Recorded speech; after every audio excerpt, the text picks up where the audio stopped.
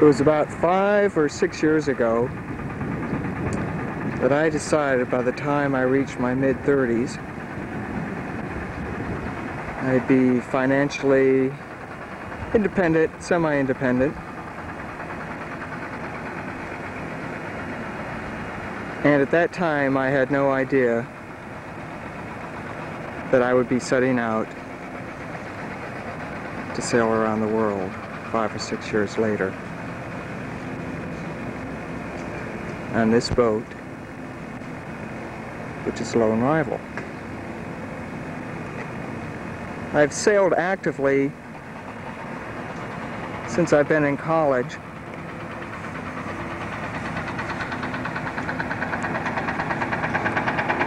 There's Lone Rival, shot from the mast and down onto the deck. I've sailed actively since I've been in college, and when I moved out to New York City about 10 years ago, I bought my first boat. It's a Westerly 26, and started to explore sailing and also the possibility of developing my skills, go further out. In fact, in 1984, bought a boat in England, a Contessa 32, and proceeded to sail the Atlantic with a couple of friends of mine. One friend, actually, he sailed with me from the Azores, or from Plymouth, England, down to the Azores, and then I brought the boat across transatlantic from the Azores back to Nantucket, single-handed. It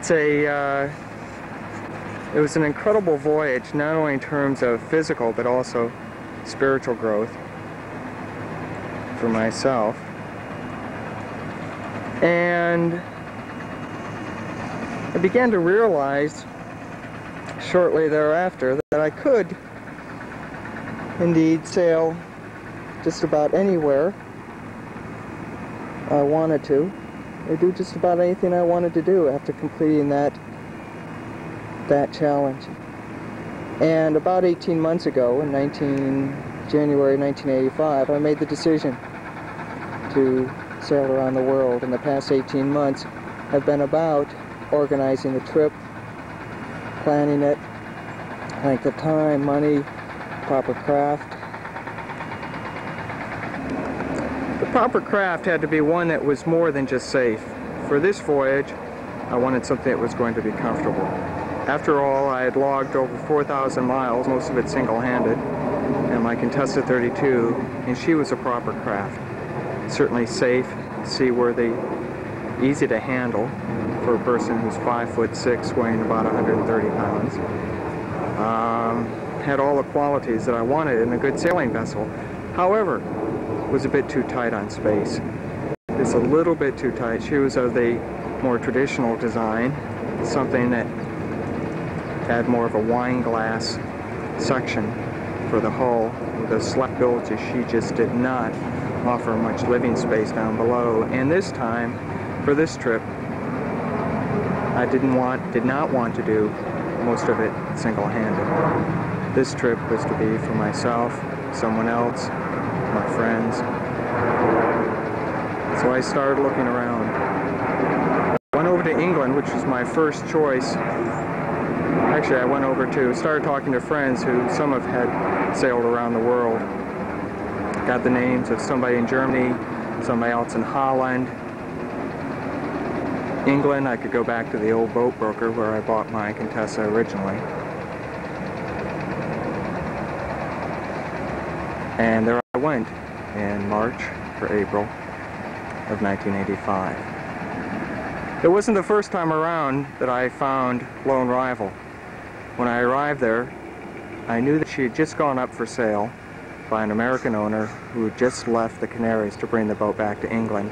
Through some personal problems, was not going to be able to continue owning her. And Lone Rival at that time had a bit of a reputation around England. She was originally owned by Peter Brett, the designer of Rival yachts, and this was his personal boat.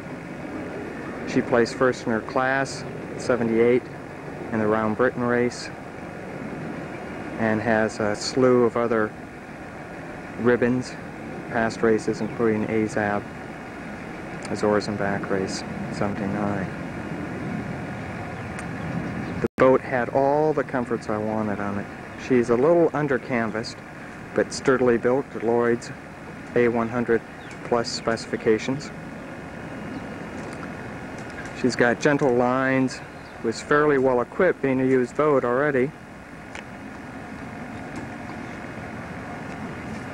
Good solid construction. I decided in January of 85, that I would have to make a substantial sum of money. I would have to sell my existing boat, the Contessa. I would have to locate another boat, purchase it, get her ready. And now, almost 18 months later, everything has come together. I have the boat, and I'm finishing preparations now. Today being Wednesday, May 6th, 1987.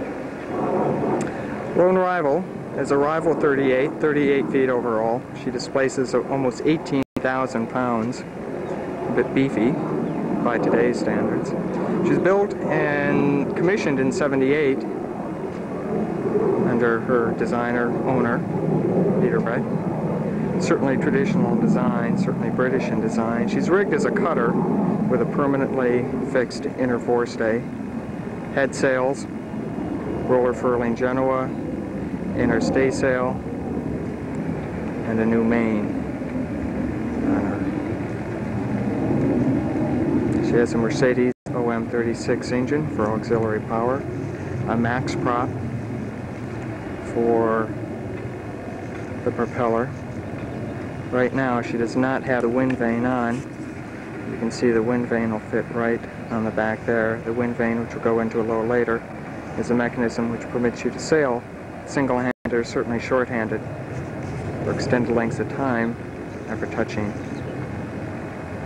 the tiller, only adjusting it. I've equipped her with a ham/single sideband radio. I have an insulated backstay. This is the whip antenna, 28-foot whip antenna, which is just too large for the boat. I'm going to take it off the boat. It's just totally overpowering on that back pulpit. I'm afraid I'll get out there into some high seas. It's going to see some really... That's the top of that thing. You can see some real action out there. I'm going to take it off and use it for an emergency. Shall I, knock on wood, never lose the mast. However, it would provide me with additional communications. She came equipped with a Magnavox SatNav satellite navigator. First time I've used some of this high-tech, if you will, electronics. In the past, the boats I've owned have been, in the strictest sense of the word, Spartan. This one with roller furling head sail, satellite navigator, pressurized water at the sink, an engine that actually works and is reliable. Something all a bit new to me. Exciting and about time. I'm ready to cruise in comfort. On deck, on the foredeck, I've rigged it now so that it has two spinnaker poles, which will be semi-permanently mounted to the mast. You can see we have the roller furling headstay, and I still have some doubts about that, how well that's going to work, if it's going to work when I really need it, and that's when you're reducing sail. She's got a very strong,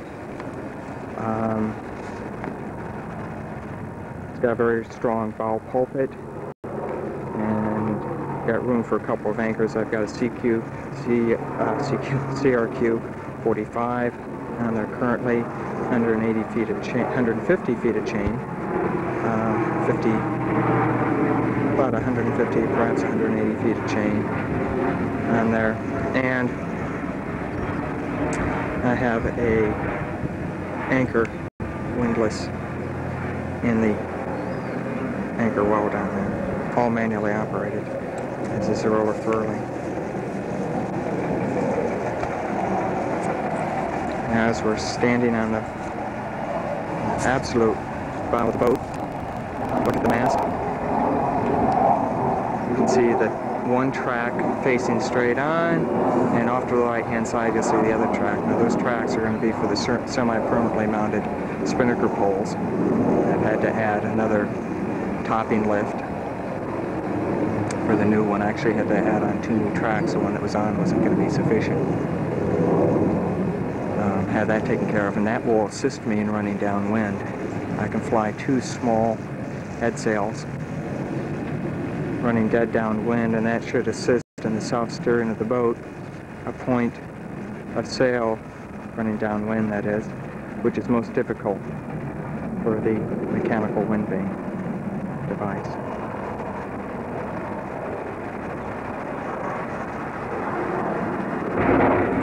I've stayed with the existing winches I've had, although now we've mounted some stoppers on the side, very fancy, schmancy Italian ones. Added a couple. The topping lift for the main now will also act as a second main halyard shall the first one go. I added another jib halyard, externalized the spinnaker halyard, which was already, put a new spinnaker crane at the top.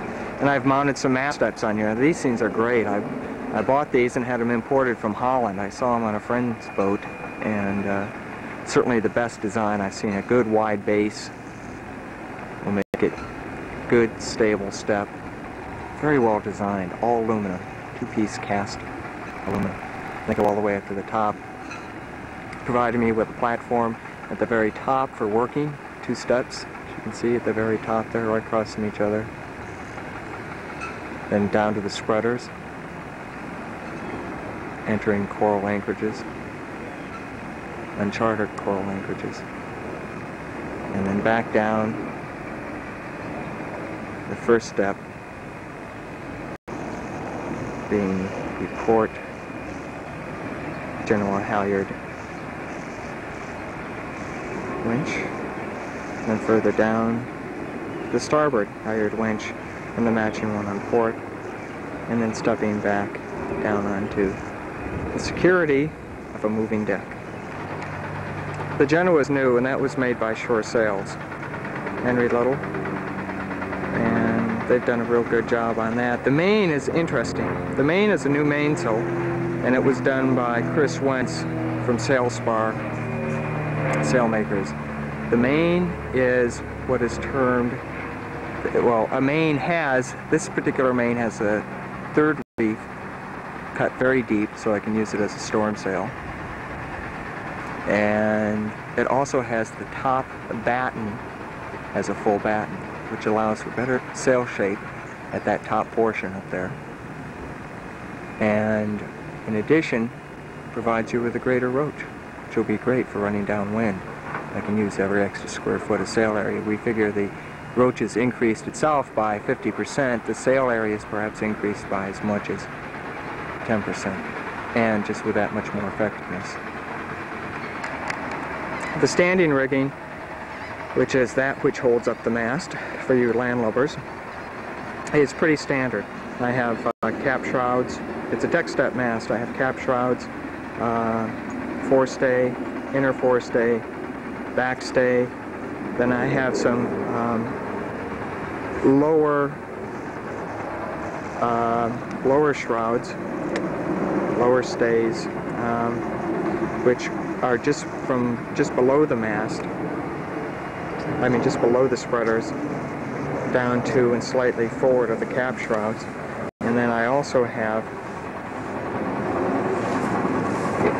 lower aft shrouds, which secure at the mast at about the same level as the inner forestay, which is fairly typical and traditional for a cutter rig boat.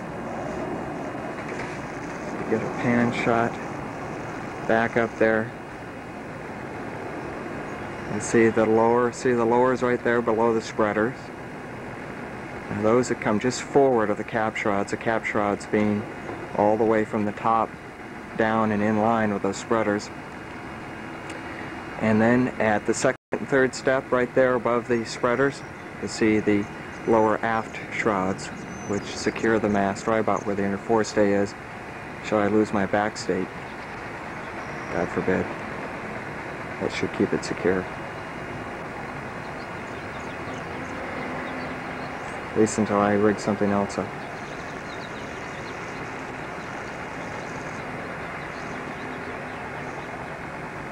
And it brings us back to where I'm going to be spending a great deal amount of my time over the next 3-5 years in the cockpit.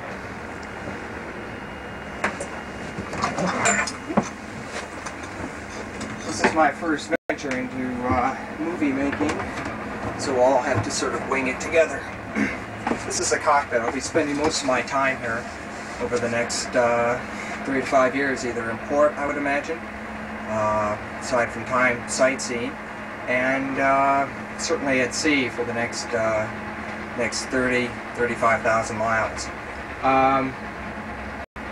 This boat does not have a wheel. At 38 feet, it's probably at the upper limit of most cruising boats to be carrying a tiller. I prefer a tiller. It's more direct, more responsive, less mechanical, fewer things to go wrong with it. It certainly has a you know, it's a direct connection from the tiller down to the rudder post, which is down here. There's no cables, linkages, quadrants, anything that you would find in traditional wheel steering to give me potential problems. So I have that, and actually prefer it. Its limitations are, of course, as it swings, it consumes a lot more area in the cockpit. That's a trade-off I'm willing to deal with. On the back here, I have the satellite navigation antenna for the Magnavox SatNav. Genius little device, those SatNavs, and we'll go down below a little bit later and I'll show you what that is.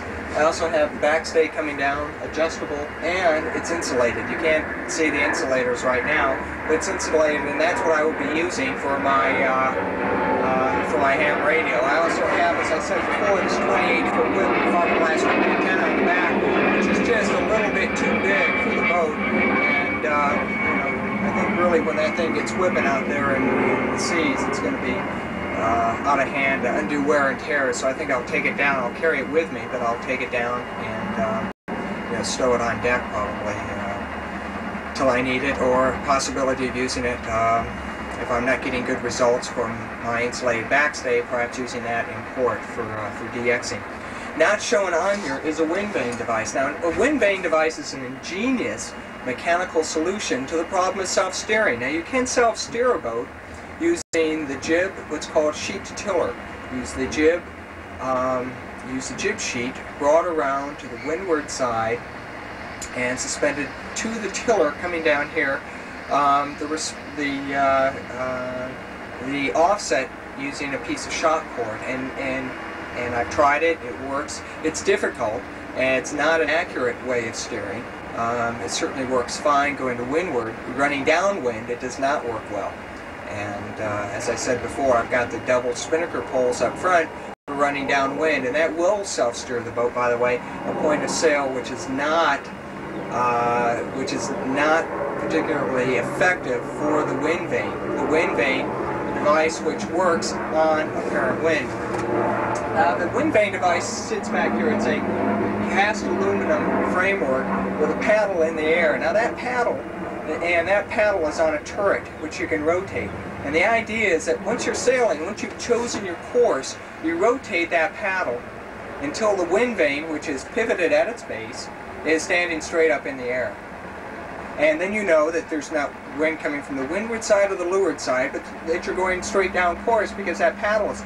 Now if you begin to veer off the course a little bit, veer one way or the other, the wind is no longer going to be coming straight at it, straight at the paddle, but now it's going to be coming from one side or the other. As it does that, it has a tendency to push the paddle one side or the other. What that does is that the paddle itself is pivoted at its base, and it has a worm gear device, a worm gear linkage, and as that moves back and forth, it transfers that motion to a paddle which is in the water, which is pivoted at its very top. Now that pendulum in the water wants to stay in the flow of wind. It wants to stay not in the flow of wind, but the flow of the water. wind also being a fluid in terms of talking about pressures and forces. But it wants to stay in the flow of the water. It doesn't want to go one side or the other. I'm sure you felt that when you stuck your hand outside a window in a car and you've gone like this. Your hand wants to stay in line with the wind. It takes a lot of energy, or it takes more energy to sort of twist it. Much the same way in the paddle in the water. It wants to stay. It's just pivoting there by itself. It just wants to stay in line with the water. What happens is when this tilts one way or the other, it rotates that paddle. That paddle no longer has a flat surface. It now has a skew surface facing the water plane, and it's the force of the water on the paddle that will then begin to move that paddle. That paddle, at its top point, its top pivot point, which is at the top of the paddle, this thing sits in the water maybe 2 feet, 18 inches or 2 feet, is connected to a quadrant. That quadrant brings lines around on each side, and then we'll move the tiller back and forth, and thus compensate and correct for the course. It's ingenious. It's beautiful. The Plastimo wind vane that I had on my boat coming across the Atlantic was incredible. I mean, it can, without a doubt, steer better. How does it steer? It steers by using the apparent wind, and the apparent wind will change as you're going up a wave or down a wave, going up a wave or down a wave. And it's difficult for a helmsman, especially at night, and especially, in my opinion, for anything more than after 15 or 20 minutes, to seriously concentrate on the movement of the boat and to acknowledge and correct for the changes in apparent wind as you're sailing in any sort of seaway. And out there, believe me, even with rollers at 20, 30 feet high, or swells, ocean swells, the apparent wind will change dramatically. And this device allows the helmsman to go about the rest of his duties. Ingenious. When was it developed? Around the early 60s it's been perfected, and of course, as most engineering is, it gets more refined, it gets lighter, it gets more sensitive. The device I have is probably a design which is already 10, 12 years old, I would imagine, at least, and it provides, I believe it will be accurate. I think it will be suitable for my needs. I also have and that's strictly a mechanical device, I also have a electronic auto helm device, which is a piston, hydraulic piston, that is corrected by a compass unit which will hang here in the center. And that I will use running downwind. Once again, the apparent wind is lightest when you're running downwind. It's strongest when you're running into the wind. So when you're running downwind, this becomes least effective. That's why I will have the electronic autopilot, which is pretty effective, and perhaps also as a backup for motoring and what have you.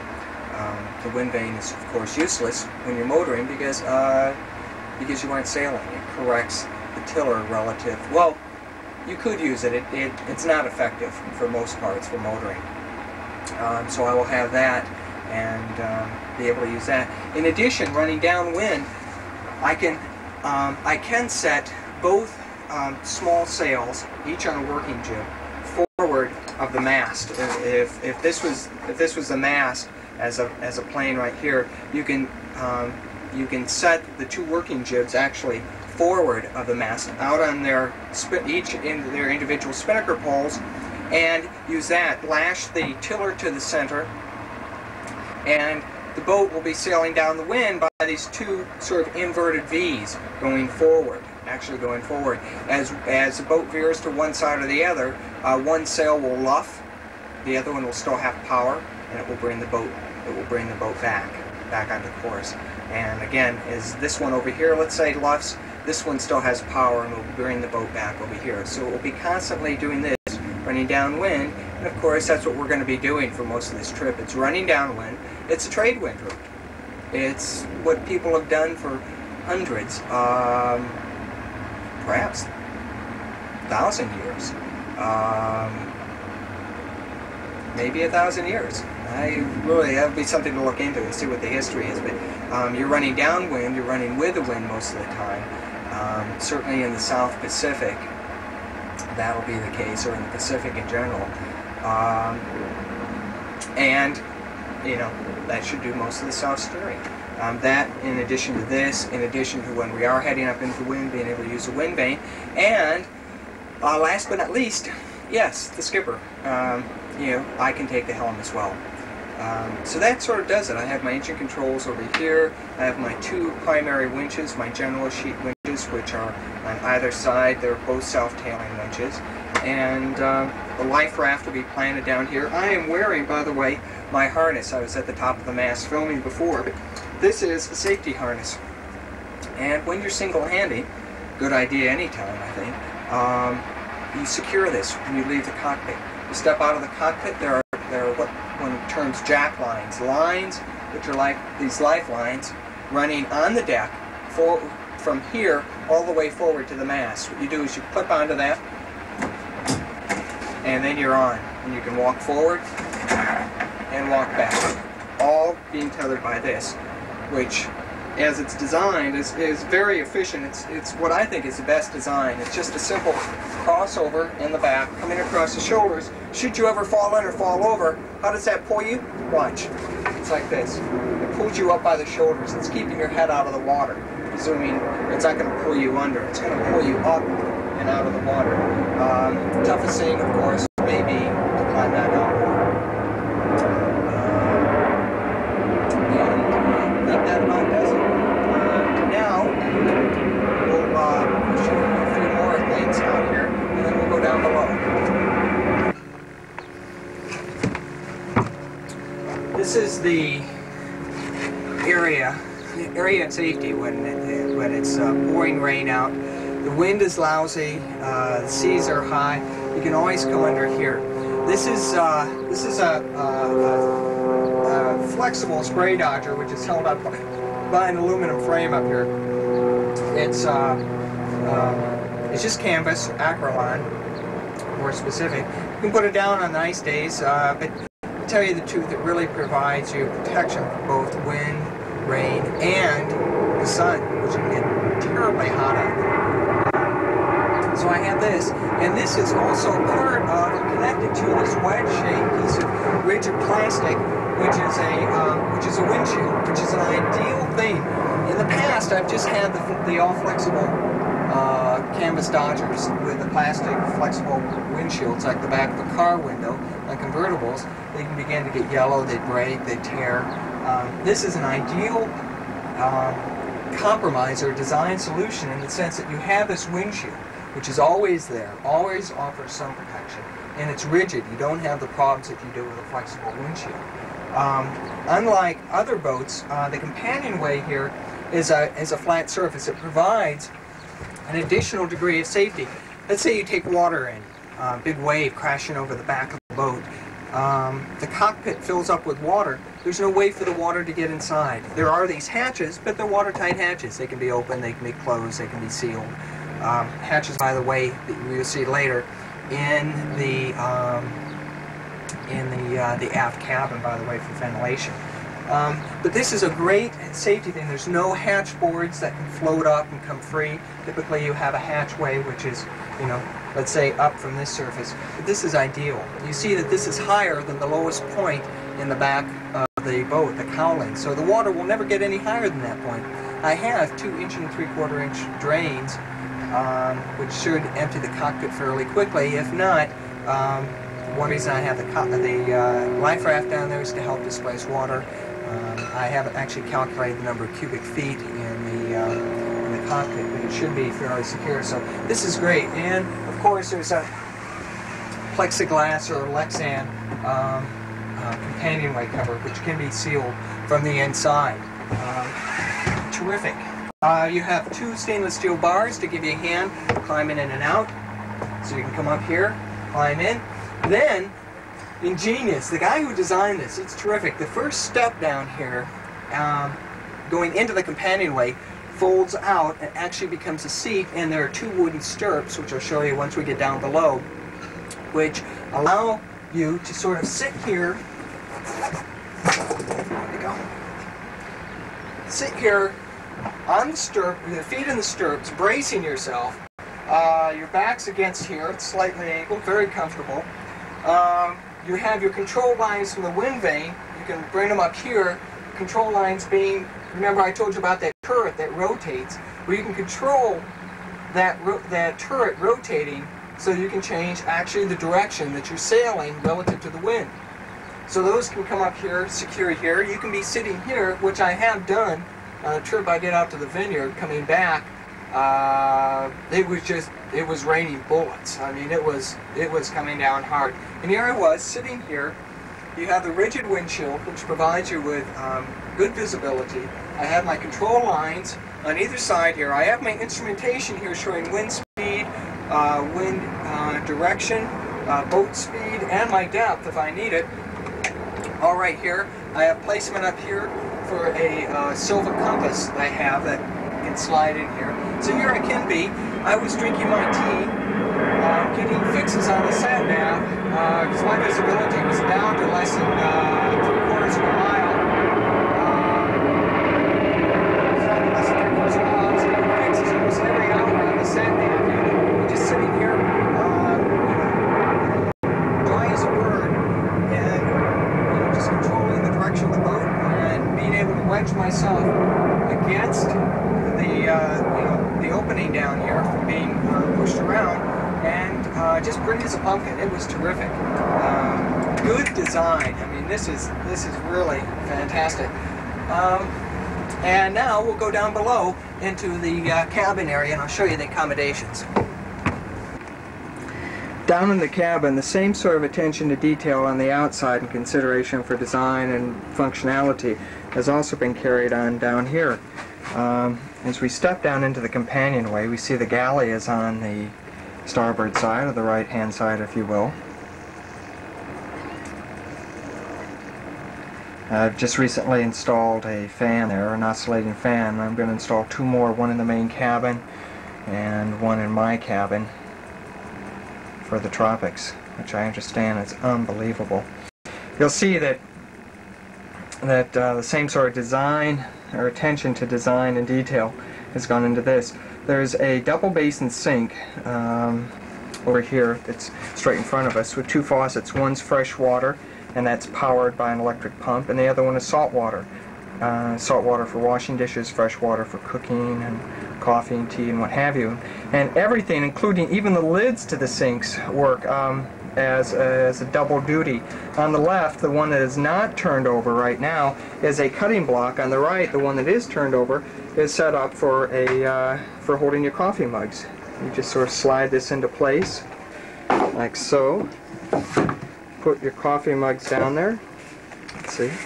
Put your coffee mugs down here, and when you're rolling about in high seas, anyhow, we're going to have to fix that. When you're rolling about in high seas, that'll hold your coffee cup while you're filling it with water. Genius device.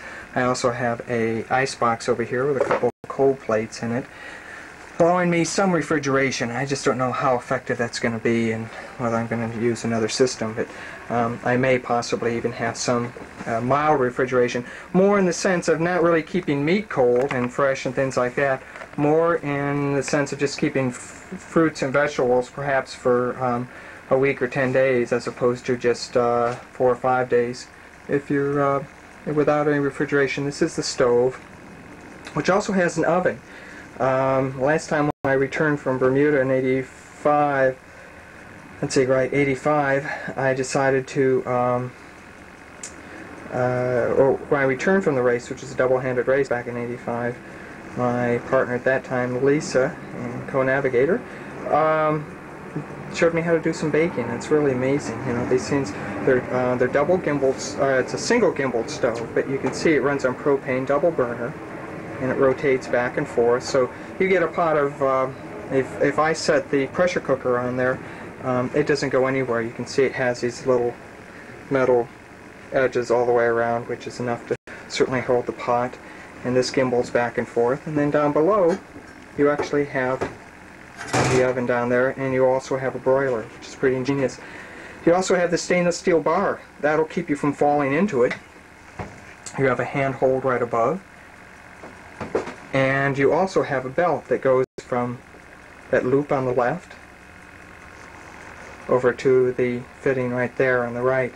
And you can wear that belt sort of as a safety harness and actually lean back into the belt, and so you can lean back when the boat is swaying that way, and the combination of the hand grip and the bar down there will keep you from falling the other way as the boat swings back and forth. It can actually be quite comfortable. It takes about twice as long to cook, because just moving things around and making sure that everything is stable and isn't going to go flying across the room. Storage for dishes is right there. It's just great. Easy access, no cupboards to open, and it's high enough, firm enough, keep everything in its place even in a wild tossing sea. A bit of storage down below the sink. Again, the freshwater button is right there on the left, and that again allows you to pump fresh water. In fact, you can have both hands free. Just sort of lean your hip into that button. Another good location, good design. Nice stainless steel thermos, a godsend. It's great to fill that thing with hot water at last. That device right there, the orange stick, is an EPIRB unit. I have actually 2 EPIRB units. For safety and sort of as a last-ditch effort, in addition to having the life raft, I also have an EPIRB unit, which is an acronym for Emergency Position Indicating Radio Beacon. EPIRB, something that came out of aviation. There's one down there which is a Spanish-made one, the one on the left, and this is the one I just recently purchased. It's an American-made by ACR. Definitely high-quality, large magnesium battery. That transmits on a frequency which is monitored by satellites, airplanes, as well as passing ships, and it is a directional beacon. So they can home in on that, hear the distress signal, and, you know, God forbid that you should ever need it, you know, be there, or at least give you another added degree of safety. It's a really amazing little device, that little transmitter there. I also have my flares and a Halon fire extinguisher right there. And these are the companionway steps I was telling you about.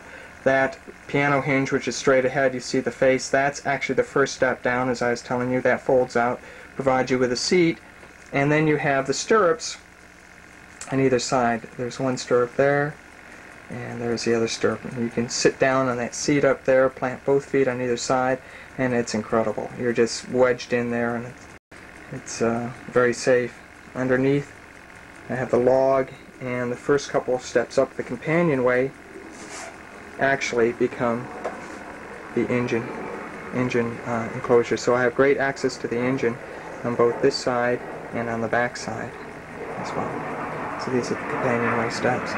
Then this place where I spend the second most greatest amount of time will actually be over here at the nav station. Here I have additional readouts for all my instruments, all critical navigation aids, as well as all major communications. What I have here is that's the nav station seat. Under there are 2 80 amp hour batteries securely positioned in case of a rollover. There's also a belt there attached to the seat. If it gets really bad out and you have trouble staying in your seat, especially if that becomes the high side, would be termed the windward side, you may have trouble staying in, and that's that. The nav station provides me with a working area, chart area, which is nice and large, so I can fold my charts only into quadrants and still have large areas. And although generally you're using only plotting sheets when you're out in the mid-ocean, then you transfer that data to a chart, perhaps on a daily basis. These 2 boxes there on the right are my new B&G Brooks & Gatehouse instruments. Same instrumentation readout as I have up above. A little bit more compact display, and these have alarms on them. I can set a course alarm. If while I'm sleeping the boat veers off more than, or rather if the wind veers or increases in strength more than a couple of degrees, a little electronic sound will start beeping in the middle of the night. You can see I have my pencil rack there. The dividers are actually down below, and a position for that little Sova hand-bearing compass that fits in right there on the right of the pencil rack. Things are in a little bit of disarray right now, but straight ahead you can see my ham radio, which is an ICOM 720A, call letters KA2YGL. And there's my Magnavox SatNav unit, my satellite navigation unit. An incredible piece of electronic equipment. There it is. That little antenna on the back and this series of microprocessors are picking up signals from a half a dozen satellites, which are orbiting north to south on orbits, geosynchronous orbits, and it's amazing. It's picking up readings about once an hour. However, the closer you get to the equator, of course, the further away the satellites are, and you're lucky to get a fix every 3 hours, and that may not be an accurate fix. It has to have, it uses what's basically the Doppler effect, but using that with radio signals beaming off from the satellites to actually get your position. Doppler effect, of course, is, you know, if a train were passing you by, of course, the closer it gets, the louder it gets. The further away it gets, the more dim. It actually times the signals, similar to a land-based Loran system, but actually using SatNav, satellite navigation. I'm just building a box right now for the new stereo. There's a VHF unit on the side panel, which is in a vertical position, and I still have 2 more boxes of relays and gauges for some new electronics I'm putting on the boat, some wind generating electronics that'll go above the unit right there.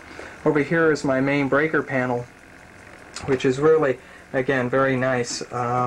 It's easy to gain access to. That little thumb hole on the left releases the panel and it swings open, giving you access to all the breaker panels for all the major, for all the wiring on board.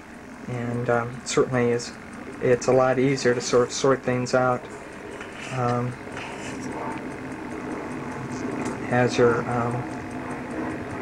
sailing, and you may or may not have electronic problems. The light's not working, not functioning, but it works pretty good. So that's the navigation area, and believe me, I will spend a lot of time here. Not up is a radar detection unit, which is a device which is similar to the radar units you have on your car, and that should detect the use of radar, presuming large ships are using radar. It's never guaranteed.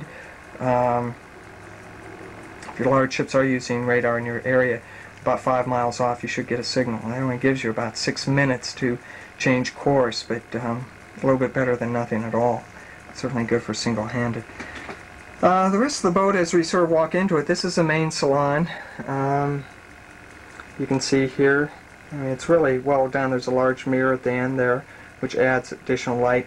None of the windows operate. They're all sealed and solid, and that's good. I like that. The only thing we have up here is an opening hatch right there in the main salon, the companionway in back of us, and an opening hatch forward. There are also some opening hatches in the cockpit area, which open from the main, or from the owner's stateroom, if you will, or the owner's cabin in the back. Large table, which will drop down, and with infill cushions will provide a sleeping area for 2 people rather comfortably. Storage, of course, underneath, and in the back there. Over to the right, there's the heater for the boat.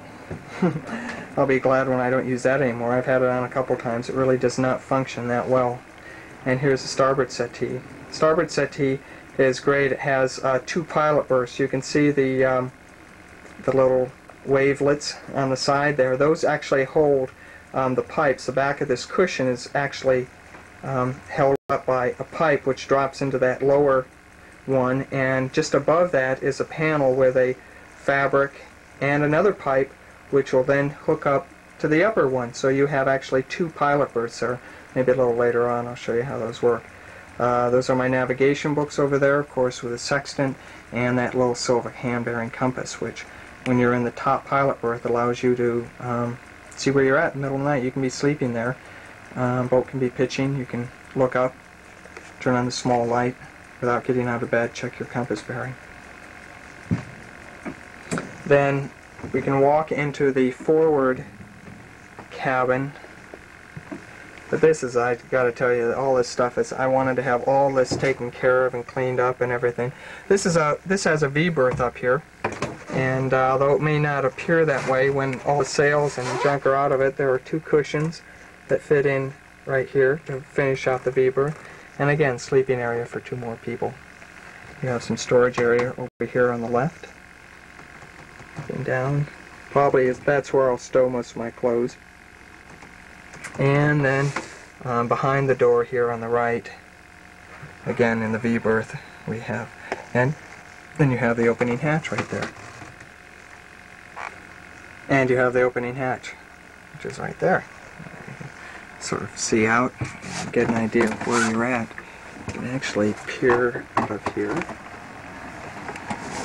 and swing around, and there's the mast. Just put a little wind scoop up here. This provides great ventilation. V-berth. The V-berth can actually be quite a comfortable place to sleep, at least in terms of ventilation. So here we are walking through the main cabin, walking back. There's no shower as of yet on the boat. I'm considering hooking one up. This is the head area. You have a lavatory, which currently is filled with electronics and junk. The head right there, and then I was considering actually putting in a sump of some sort so that I could have a shower area in there. Quite nice, and you can see there's a second door here, which makes it a private head to the owner's cabin, which is in the back. Again, companionway steps leading up. And then here's the second door to the owner's cabin in the back. Here's storage and for your oilies. Should come off watch. If you have wet clothes, you can store them there without dragging them through the cabin. Here's additional dry storage in the owner's cabin. And there are two quarter berths back here. One filled with cushions right now, actually fairly comfortable. Fairly comfortable because you can move around. I mean, you don't get tossed around a lot. You can get in there. There isn't a hell of a lot of room there. And here's the doorway leading into the head. The doorway leading into the head. So you can seal that off. It actually becomes a private head for the stateroom. Quite frankly, it's over the side, even at night. Even in the morning, it doesn't matter. It's so much easier. Get a little bucket, and that's it. These are the opening ports out into the cockpit area, which does provide lots of ventilation, actually. This one actually opens under the cockpit sole. You can sort of see as we look out here. And you don't have it for the view. It's really just for the ventilation, a little bit of light back here. If you're lying in bed, see, I've put in this Plastimo compass, this double glass compass, so that you can see it from the inside as well as the outside. So I can be lying here in bed at night with a light on, there's a compass light, and check my course heading whenever getting out of bed. Of course, you can't check for other ship and shipping traffic. Again, this is the companion, or this is the other pilot berth. It goes way, way, way back in there. So it's great for your feet. I mean, you put your feet down there, it's wide enough for your shoulders, and your head goes up here. And that's really it. There's a mirror that fits here. There's a vanity light up here. So if you want to put your makeup on in the morning or do your contacts, you can just sort of sit here in front of the mirror. There's a little tray right down here. And you sit on this little fold-up seat that comes up right up there. That seat will fold down quite nicely and you're through. Again, nice design. I mean, everything is thought out. You really need to.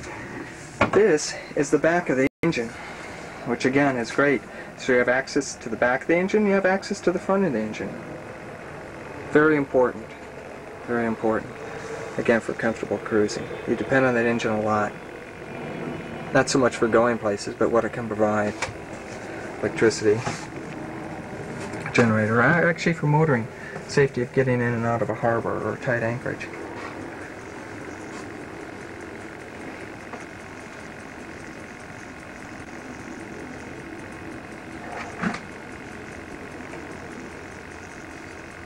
That's basically the boat. So much more to say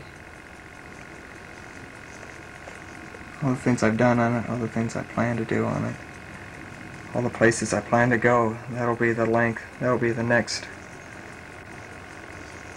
And once again, if there is a nerve center, it's here at the nav station. It's Wednesday, May 6th. We're going out for a little afternoon sail. Angela's with me today at the helm, and we're motoring out of the harbor. Say hello, Ange. Hello.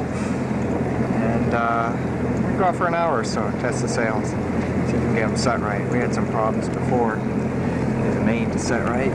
Don't forget to show the Glen Island Casino. Oh, the Glen Island Casino. We're going to pan to the Glen Island Casino. Where Your grandmother will remember that. Glenn Miller. Glenn Miller played at one time during the war.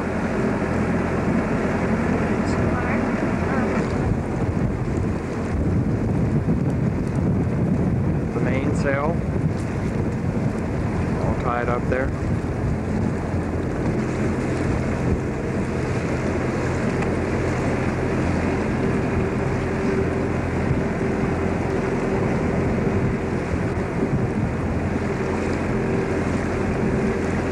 Reefing line, I think, from the last time we went out. Had a couple of reefs in there.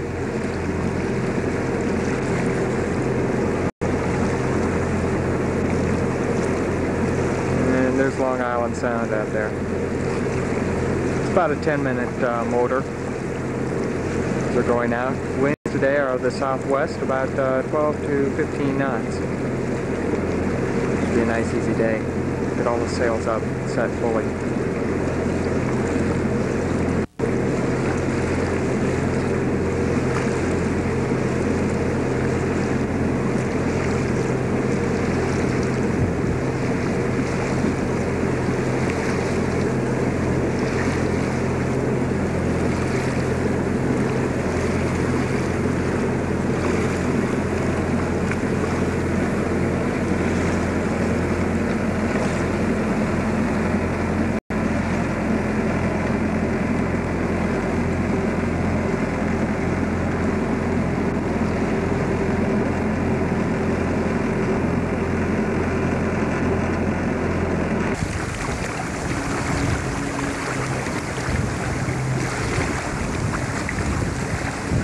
We're now under sail. We're heading up towards City Island this afternoon. Doing about, boat speed is not working. Indicator is not working. I'd say we're doing about 6.5, 7 knots, flipping right along. On somewhere higher than a beam reach. The shoreline of Long Island.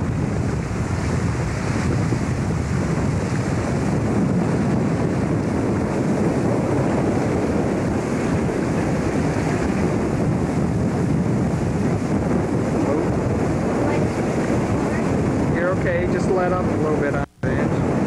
No, push back down on it. There you go. Head it back, take it back down to 210.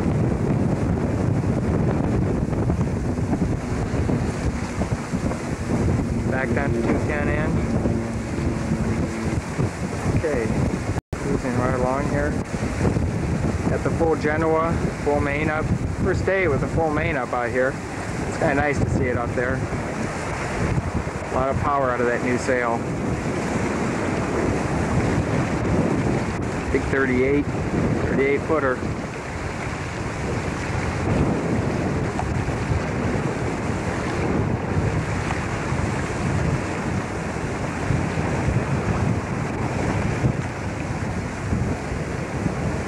This is great to be out here.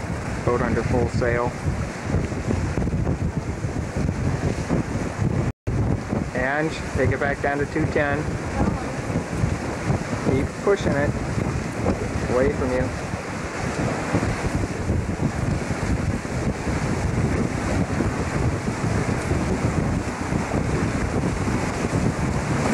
Remember to fall off, Ange.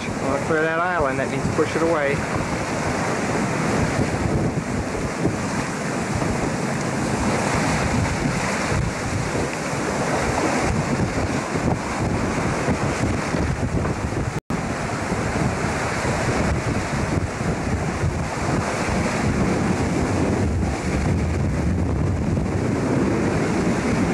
wind's really blowing out here. At least it sounds that way, I know, on the microphone.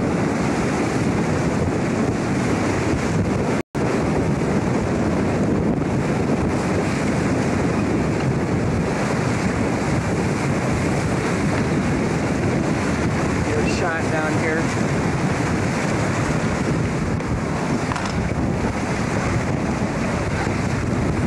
On the dock.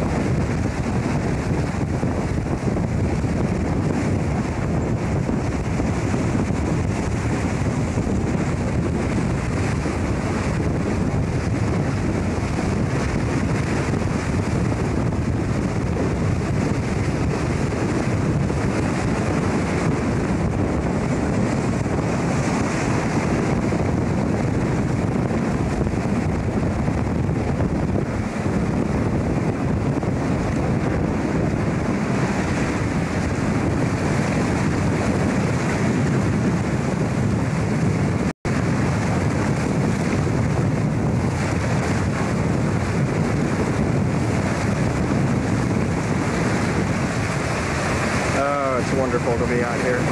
Boats made along very well. I have a nice short sail today. Walking up to the foredeck. Pretty steady wind out here today.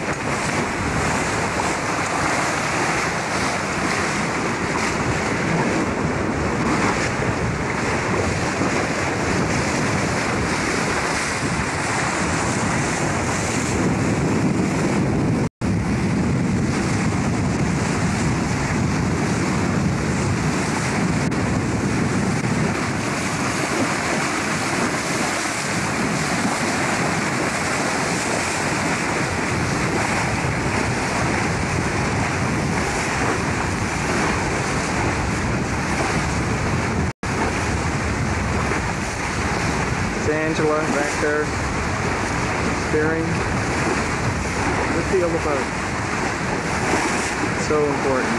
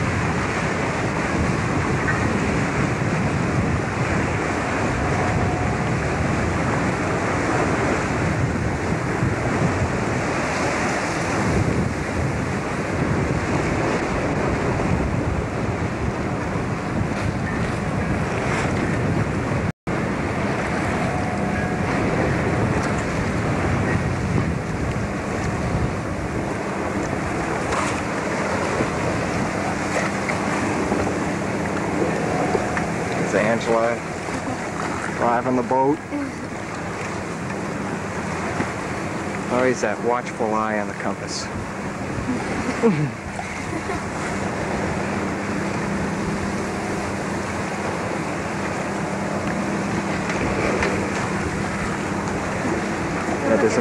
That doesn't make you feel self-conscious? It sure does.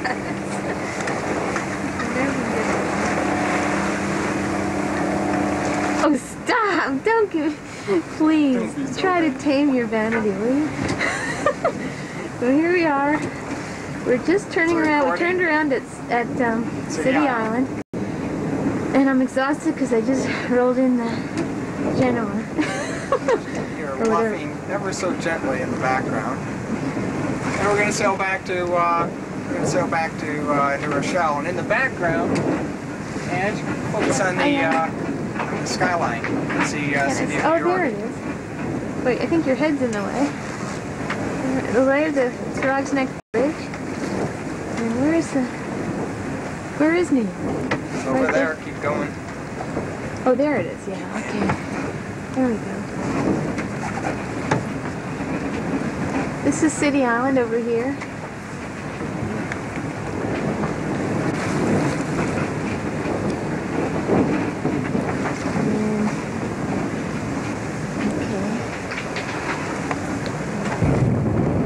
Those are lobster fish.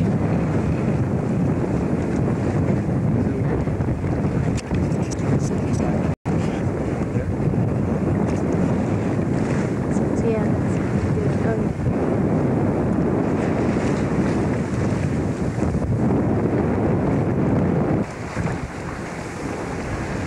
And that's the offshore sailing school. We must be having an afternoon lesson. I kept this globe on my desk now for about 3.5, 4 months or so. And while I'm talking on the phone to business people, I can just sort of sit there and rotate it around. Check out some of the places I'll be going or want to be heading to. Bermuda right there, then across to the Azores. We go to the Azores Plateau. Then across to Spain, Portugal, down to Gibraltar, Casablanca, down over to Madeira. Now, the trip, the first leg of the trip is actually a race that goes from Newport, can't get her in focus, from Newport, Rhode Island, down to Bermuda, which is a distance of about 600 miles. Now, that is a figuring 5 or 6 day race. We get into Bermuda, we leave the 13th of, which is June 13th, which is Saturday, and it'll take us 5 or 6 days down, which we go through the Gulf Stream, as you can see, which is right there, and down to Bermuda, which is down here. I'll spend probably about a week or so. My folks are coming and going to spend some time sailing around Bermuda, and then I'm going to leave with a couple of the other guys who are going to be doing the O-Star race. The O-Star is the Observer Single-Handed Transatlantic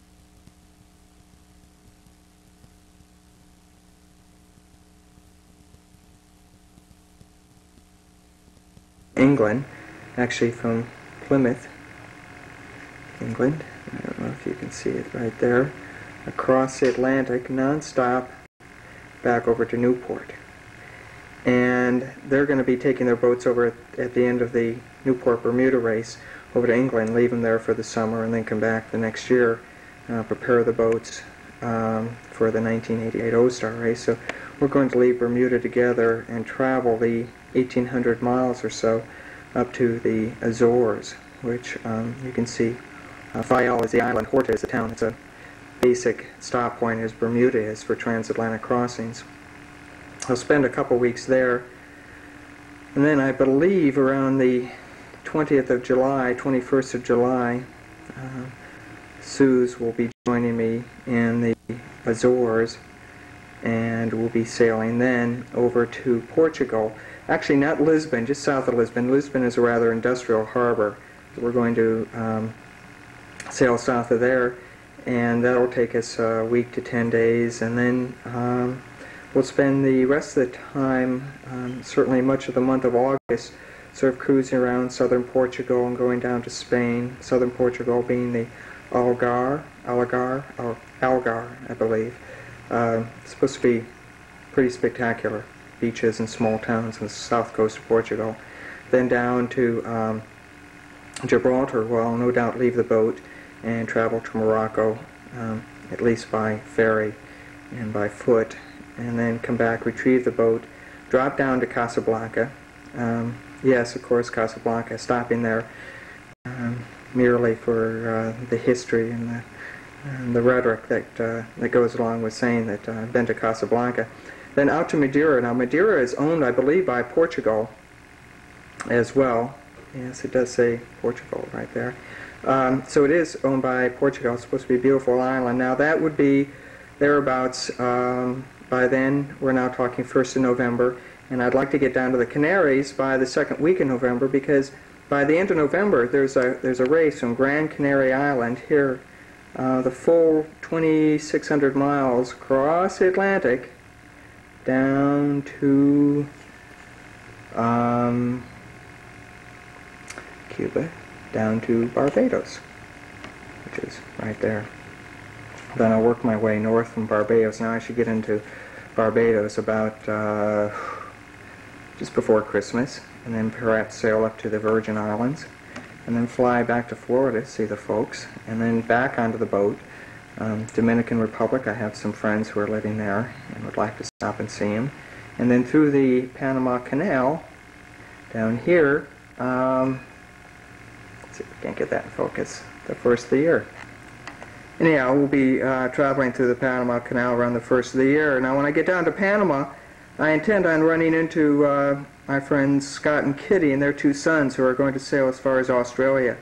And I think we'll probably link up there and certainly be in touch off and on during our cruise together, more or less. They may leave a couple days early or a week later or something like that, but for the most part, I think we'll be crossing paths several times in the South Pacific, which will be fun. The interesting thing is I had Scott's twin brother as an architecture prof about 16, 17 years ago, so it makes it a real small world. So we're going to sail then from Panama over to the Galapagos. Actually, we'll probably stop on Cocos Island right there, which is a kind of an... Yeah, the idea is to sail from Cocos down to the Galapagos Islands, which typically only lets you in for about, they permit traveling yachtsmen only about 72 hours with which to see the islands and reprovision, although right now I'm looking at the possibility of a 2 or 3 week stay, trying to get a visa together right now, one of the other endless things to consider in addition to everything else. Leaving the Galapagos Islands probably around 1st of February or so, we start on the longest trek of the trip, of the entire trip around the world. Probably the longest trip is across the Pacific all the way over to the Marquesas Islands, 3,000 miles over to the Marquesas, which is supposed to be beautiful islands, somewhat open. I don't know really how good the harbors are there, but certainly enough and beautiful. It's supposed to have some incredible waterfalls and what have you on some of the smaller islands, Fatu Hiva and Nico Hiva. Some of the waterfalls, and then from there probably, now we're talking about end of March now, leaving there and sailing down 1st of April, down the 1 week sail down to Tahiti, which many consider it being paradise and certainly the epitome of the South Pacific. And then from there there'll be a little bit of island hopping to Raiatea and Hualien, which are day sails, and then leaving there and sailing down the 4 or 5 day sail down to Southern Cook Islands, specifically Rarotonga, which is right there, red dot right there. And Rarotonga is supposed to be a gorgeous little isle, and probably spend a week or so there, and just sort of island hopping. Southern Cooks are really owned, I believe, are under the jurisdiction of New Zealand. English speaking, of course, which will make things a little easier.